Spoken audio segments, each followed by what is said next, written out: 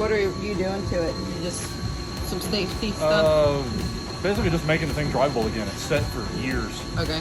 Drain the fuel tank, going to clean the carburetor out. Brake lines are all rusted, so we're going to replace all the brake lines. Okay. Brake rotors are rusted, so we're replacing them. Accessory belts. Just a lot of... There's nothing terminally wrong with it. Just Nothing majorly wrong. Just a bunch of stuff that just... You can't let stuff sit for years. Right.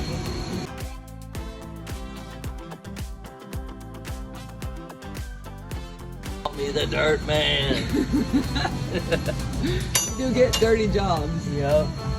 We got the new leaf spring bushings put in this one. New kingpin, shock, U-joint in the axle. Nice. Got it going on.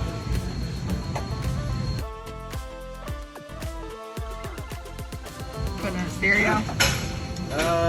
Just putting the cluster back in, putting the heater controls back in, radio in. Original radio or new radio? Retro sound radio. Oh yeah. It looks like the original, but it's aftermarket. Nice.